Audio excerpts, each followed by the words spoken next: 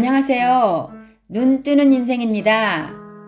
책을 통해 지혜를 얻고 엄청 많이 행복해졌습니다. 우리 모두 책을 통해 눈 뜨는 인생이 되어 행복한 하루하루를 살았으면 합니다. 오늘의 책은 프레임, 저자는 최인철. 이 책에서 저자는 말합니다. 삶의 상황들은 일반적으로 주어지지만 그 상황에 대한 프레임은 철저하게 우리 자신이 선택해야 할 몫이다. 더 나아가 최선의 프레임을 선택하고 결정하는 것은 우리에게 주어진 인격성의 최후 보루이자 도덕적 의무다. 어떤 프레임을 선택하는지는 우리들 자신의 선택이라고 말하는데요. 어떤 프레임을 가지고 살아가야 할까요? 이 책은 지혜로운 사람의 11가지 프레임을 소개하고 있습니다. 그 일부를 발췌하여 낭독합니다.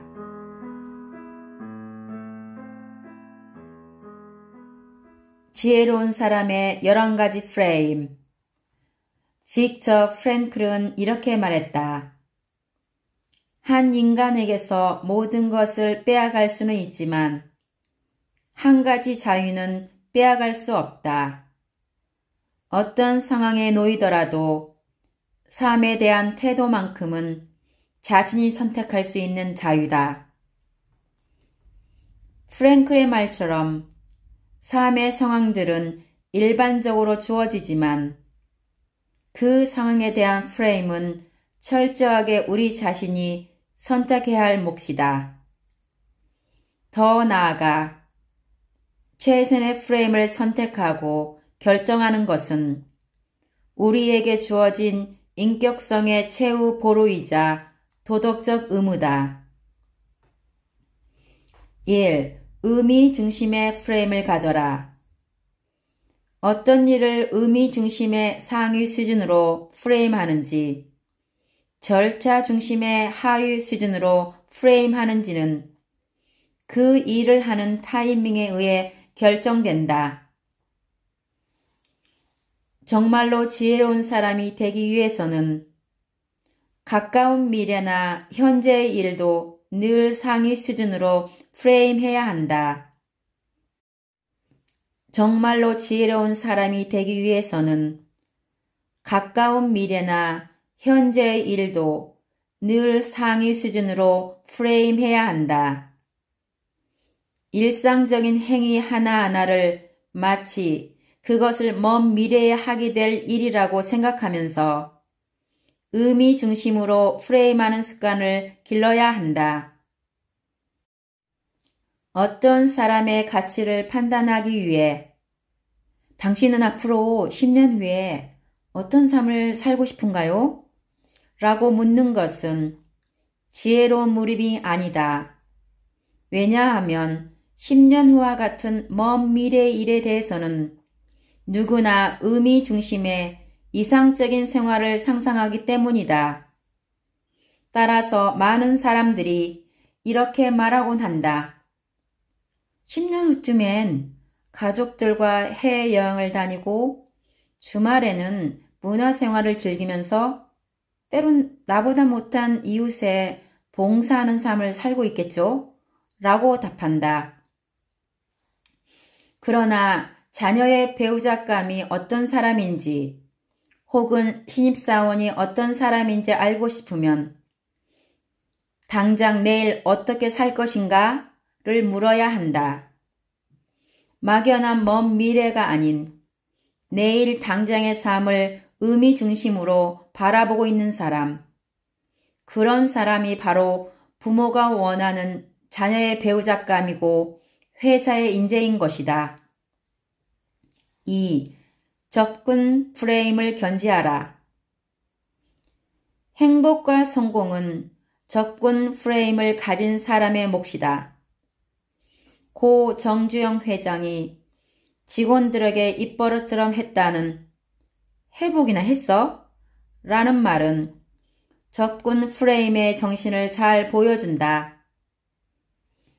하고 싶었지만 주저했던 일이 있다면 이제라도 과감하게 실행해야 한다. 가정 형편 때문에 가족 여행을 미루고 있다면 지금 당장 돈이 적게 드는 가까운 곳이라도 떠나는 것이 좋다. 마음을 고백할 대상이 있다면 할까 말까 망설이지 말라. 설령 거절을 당하더라도 그래서 얼마 동안 괜히 고백했다는 후회와 마음의 상처로 괴로워할지라도 일단 사랑한다고 고백하라.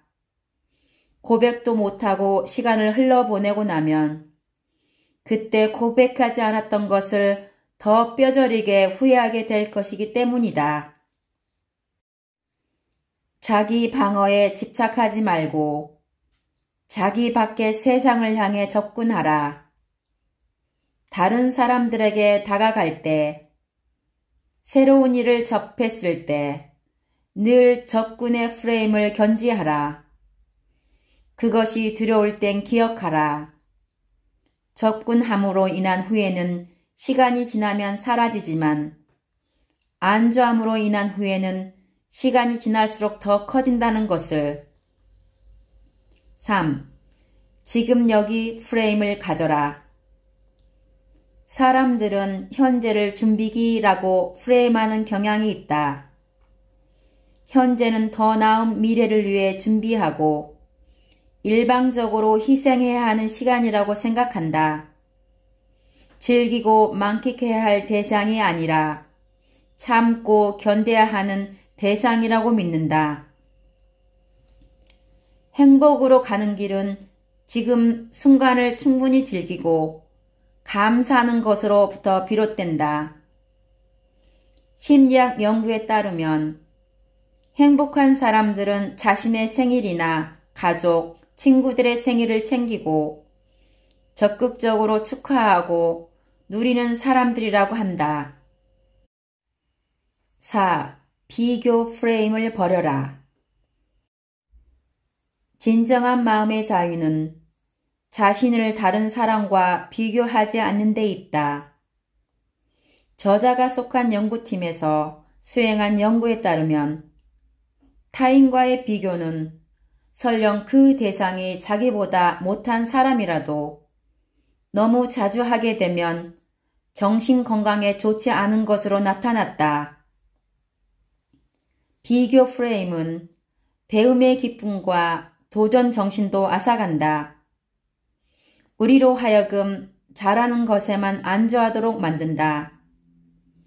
전력을 다해 새로운 것을 배우기보다는 다른 사람들의 눈에 잘하는 것처럼 보이도록 하는 게 더 중요하기 때문이다. 서툴더라도 어떤 일을 시도하기보다 잘하는 것만 하겠다고 안주하는 마음은 결국 우리의 성장과 발전을 저해한다. 그렇다고 생산적이고 지혜로운 비교는 없을까? 우리 연구팀의 연구에 따르면 남들과의 횡적인 비교보다는 과거 자신과의 비교 혹은 미래의 자신과의 종적인 비교가 하나의 대안이 된다. 과거의 자신보다 현재의 자신이 얼마나 나아지고 있는지, 자신이 꿈꾸고 있는 미래의 모습에 얼마나 근접해 있는지를 확인하는 시간상의 비교가 남들과 비교하는 것보다 훨씬 더 생산적이라는 결론이다. 세상을 바라보는 창이 남들과의 비교가 되어서는 안 된다. 다른 사람들보다 더 잘하는 것, 다른 사람들보다 물질적으로 더 잘 사는 것이 주는 일시적인 만족보다는 최선의 나를 추구하는 것이 진정한 행복의 길임을 기억해야 한다. 5. 긍정의 언어로 말하라. 한 사람의 언어는 그 사람의 프레임을 결정한다.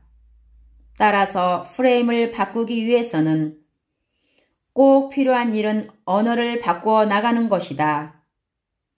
특히 긍정적인 언어로 말하는 것이 반드시 필요하다. 1932년 180명의 젊은 여성들이 미국에서 수녀로 첫 발을 내딛었다. 그 감격적인 순간에 그들에게 자신의 삶을 소개하는 간증문을 쓰도록 했다.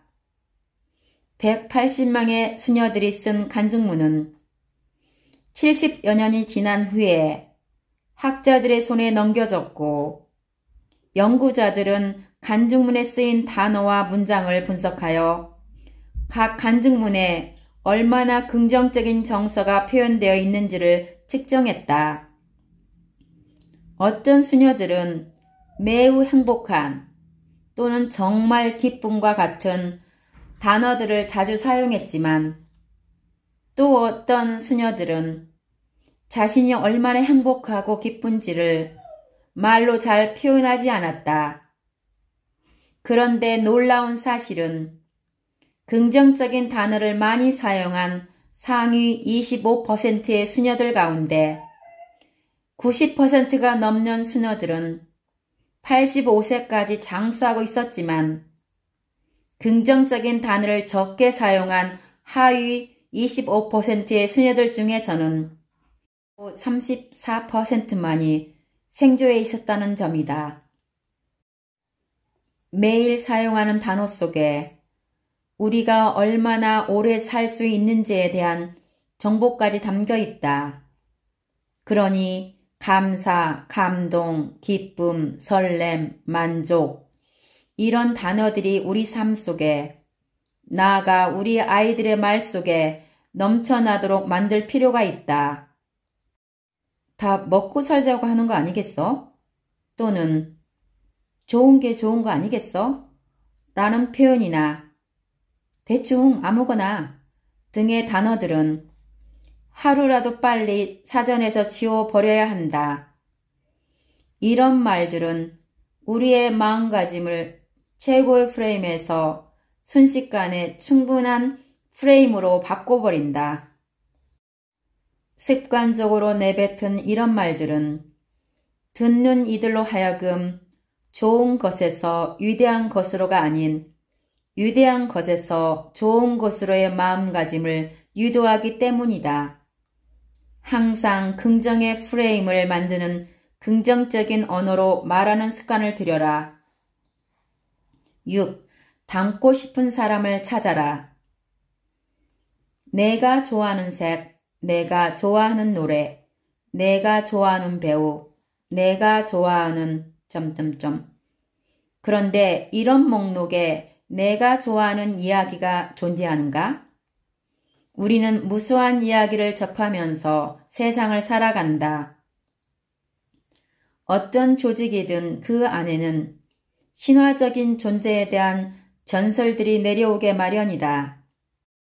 전설적인 CEO 이야기는 그 조직의 정체성을 구성하는 중요한 요인이 된다. 영웅에 대한 이야기 역시 어느 사회에나 존재한다. 그 영웅 이야기를 바탕으로 미래의 영웅들을 만들어내기 위해서다. 부모가 아이들에게, 사회나 조직이 구성원들에게 특정한 이야기를 들려줌으로써 그들의 삶을 바꾸려고 하듯이 우리 스스로에게도 어떤 이야기를 들려줘야 한다. 내 가슴을 벅차게 만들고 두 주먹을 불끈 쥐게 만들었던 감동적인 이야기가 있다면 하나쯤 기억해 두는 것이 좋다. 누군가 본받고 싶은 대상이 있다면 그 사람의 전기나 자서전을 읽고 그 사람처럼 되기 위해 의도적으로 노력하고 반복적으로 행동하고 실천하는 것이 필요하다. 만일 그런 대상이 없다면 뮬러처럼 자신이 가장 되고 싶은 이상적인 자기를 만들어보고 그 사람의 이야기를 계속해서 자신에게 들려줘라. 반복적으로 들려주는 상상 속의 이야기가 현실을 만들어낼 수 있기 때문이다. 7. 주변의 물건들을 바꿔라. 주변에 놓여있는 물건들은 단순히 현실 생활에 필요한 기능만을 담당하는 건 아니다. 경쟁적인 마인드를 갖고 싶다면 경쟁심을 유발할 만한 물건들로 주변을 채워야 한다는 말이다. 본받고 싶은 인물의 사진을 걸어 놓거나 가지고 다니는 것도 한 방법이다. 자신이 닮고 싶은 롤 모델의 사진을 걸어 놓는 행위가 그 사람처럼 생각하고 행동하도록 만드는 프레임을 유발할 수 있기 때문이다.